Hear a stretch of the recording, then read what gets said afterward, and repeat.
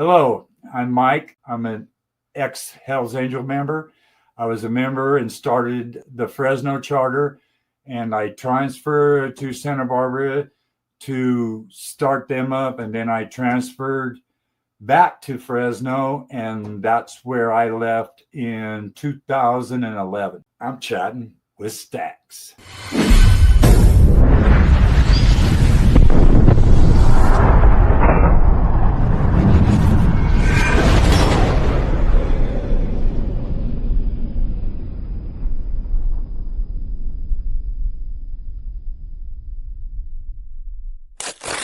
Welcome to this episode of Chattin with Staxx. I'm your host, Bill Staxx, and today I got Mike Lynch.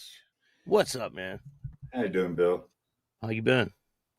Still alive. Still trying to get used to this old age stuff.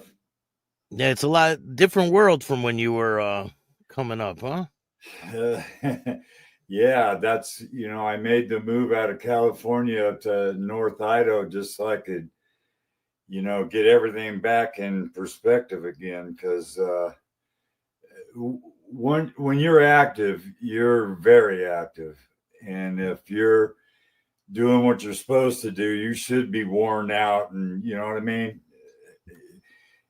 When you have responsibilities, and, all of us had leadership positions and positions within the West Coast, officers and all that stuff, you're constantly talking and thinking and trying to figure the game out. So what was your early life like? And where were you born and raised? I was born and raised in Fresno, California. I went in the service when I was 17, and I got out when I was 21. But what I ended up doing is I bought a motorcycle about 6 months before I left the service, and I shipped it home. And as soon as I got home, it was on. And Fresno is very well known for its motorcycle community, so I just jumped in both feet. And what was it like? Were you around clubs when you first got back? A lot of clubs were around, but I didn't really, because I just got out of the service and I really wasn't used to, hanging out with people that weren't in the service. You know what I mean? Yeah. So when I got out, it was all new to me. And there was no other service members riding? There was a few, but for the most part, Fresno is a gangster town. You know what I mean? Everybody is everybody, and, a lot of bumping heads, a lot of this, a lot of that, but that was just part of the game that you play. So what was your first introduction into motorcycle club world? There was a few clubs in Fresno, and I spoke to a few of them, but I'm really interested in the motorcycle drag racing, the top fuel bikes. And I started attending them everywhere I could, California, Nevada, Oregon. So, I really, the first contact I had with the club was Chicago Joe out of Richmond. And he was a real popular rider. Plus, there was guys out of Canada, guys out of Frisco.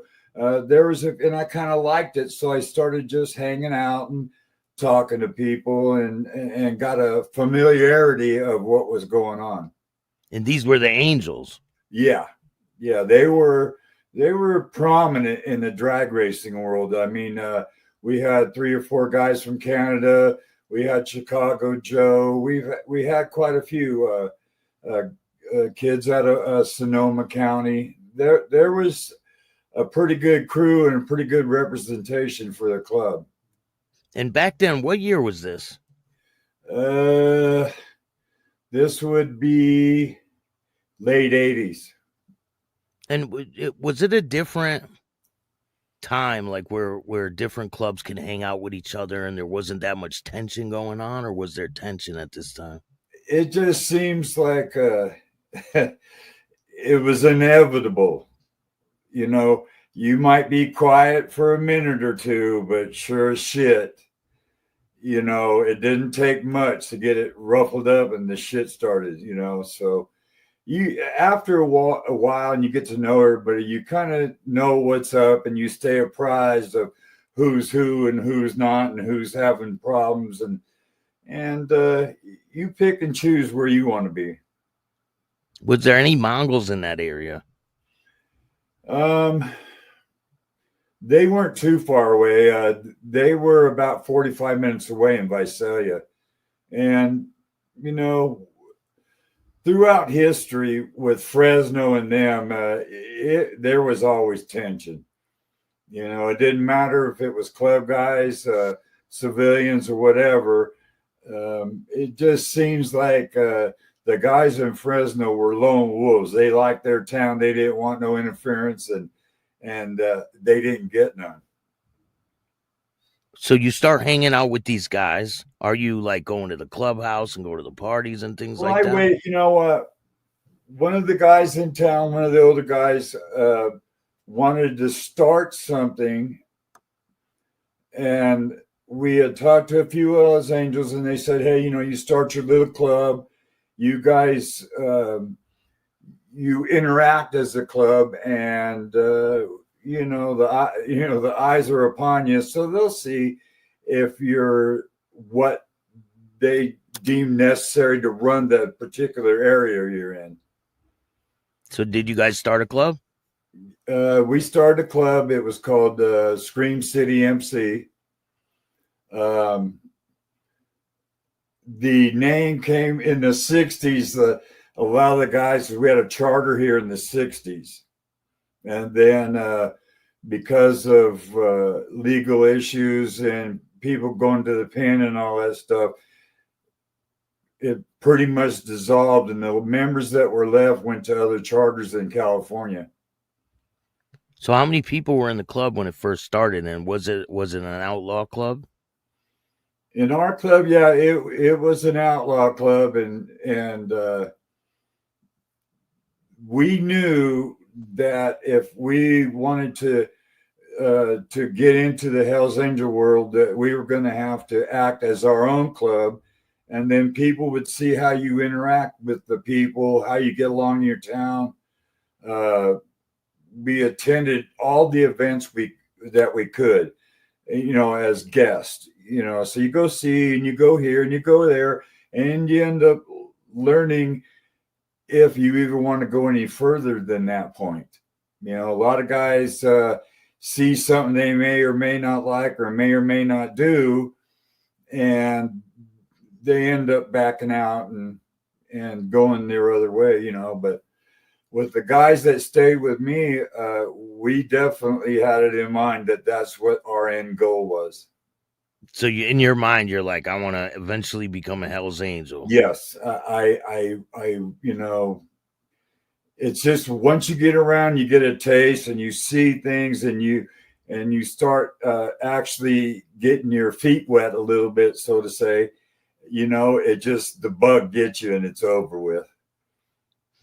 So when is the time that either you ask them or they ask you, is this what you want to do? And what was the process to becoming a Hells Angel, being that you already were in a club? Well, the California Nomads ended up being our sponsor, and they were going to show us the road. And then eventually, after so much time with them, you know, I got called in to one of their meetings, and I was asked, you know, what are you thinking? And I said, I'm thinking that we want to be Hells Angels. You know, that was our intention when we started, and we had a pretty good little crew going. So I just told them, I said, yeah. And then that's when we were under the wing of the California Nomads. Well, at that same meeting, one of the guys goes, hey, we got a proposition for you. And I said, okay, shoot. And they said, you want your own charter in Fresno? And I looked at him and I says, well, you know, yeah, I mean, being in my own town and because in geographics on Highway 99, we had probably 5 charters on the 99. And Fresno was a gap between Bakersfield and Stockton. So the idea was to fill that gap and start making our presence known. Now, when you decide this is what I'm going to do, well, the Nomad chapter, they don't have a clubhouse, right? They roam around from clubhouse to clubhouse. Well, I mean, by the definition of the word, yeah, but they were in Stockton. A few of the guys were outside of Stockton, but a lot of the nomads had businesses there. You know, motorcycle shop, tow businesses. A lot of guys were tied. Now, could they travel and did they travel? Well, sure. You know. Yeah. And then, like I said, they asked me if that's what I wanted to do, and I says, you know, and he goes, can you speak for all your guys? And I says, well, yeah, you know, I mean, that would be the ultimate, is to be in your own hometown. So they all started laughing at me, and I got kind of pissed, and I said, hey, well, you know, what's so fucking funny? And they just looked at me, you'll see. And that was it. Get the fuck out of the room. And you're because you could have became a member a lot faster. Well, I mean, on paper, if I would have stayed with the Nomads, I would have prospected as a Nomad, made member as a Nomad. And then after X amount of time in the charter, then you could have, after I found out later, that you could have started another charter in Fresno. But since I was a knothead, I took the hard way. So altogether it was 5 years, 11 months, and 11 days. That's a long before time. I was a Hell's Angel. But you were already hanging out before this time. Yeah, but right? that 5 years, once you've committed to that way of life, then there's no patty caking around it. When you say you start, you start. And the California Nomads educated us, and you know the thing is to go everywhere that you're allowed to go, that where there's a function, a party, or if there's somewhere that our charter could help you guys out while you're doing this toy run or an anniversary party or whatever, then you be there. And that's the only way you're going to get to know what Hell's Angels are, and you get to know the individuals that are part of that club. You know, because like it or not, them are the guys. Them are your teachers. Them are your educators. Most of them. You know, do you get to wear your patch during this time? No, the deal that we had to go is the patch got absorbed by the Hell's Angels, so there was no more Scream City. We became Hell's Angel Hang Around Charter, and then eventually we went to Fresno Prospect Charter. So you had no patches at first. At first, we had our, they had a little, they called it a license plate. You know, there was a hang around deal, and you had a hang around. Yeah. You know what I mean? Yeah. And that was part of, okay, like I said, once you agree, then there's the start. Once you hang that on, now, the hang around period, you know, is for you to check out the lifestyle, to check out the motorcycling, to check out what you see, you know, and if you have second thoughts, then would be the time to say so, you know, go in and just say, hey, look, I don't think this is for me, and I'm backing out. Okay. But once you go from hang around to prospect, the decision has been made. You know what I mean? All guesses or thoughts or whatever is off. It's time to get started and hit the road, and that's what you do. You know, because that's what prospect is. You're a prospective member of the Hell's Angel Motorcycle Club, and you will act accordingly. How many prospects did you guys have in your charter? We started off with maybe 9 or 10, but as soon as it started on the road to doing that, you'll see guys, they're dropping like flies. They can't keep up with the no sleeping, the constant on your motorcycle, town to town, state to state, whatever it took to let the Hells Angel Motorcycle Club as a whole know that we were serious, and we'll do what it takes. And so, you get the natural attrition rate, so by the time we were made members, we were down to 7 guys, 7 solid guys. So did 7 all patch over out. Yes. at the same time? Yes. Now, what was that day like when they call you? Tell me, walk me through that day. We had I'm sure you know about our monthly meetings, and so we all go up to Oakland, and what we do at our meetings, our job is to let the membership know what we've been doing, what we've been learning, what charters we visited, any let's say legal problems that we bump into. They want to know it.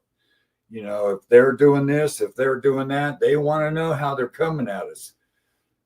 So yeah, we had all the above. So each and every month, we gave a report to the West Coast and told them what we did and what we've been doing and what was coming up in the future. But so we go in there that day, and everybody's there, and I'm sitting there, and the chairman of the West Coast committee, he says, "Okay, guys, what's up?" And we go through, okay, we did this, we did that, we went here, we had issues with this, and we're doing that. And so, they're well informed and well versed as to how we're operating down there. Yeah. And he goes, "Well, we don't see you guys nowhere.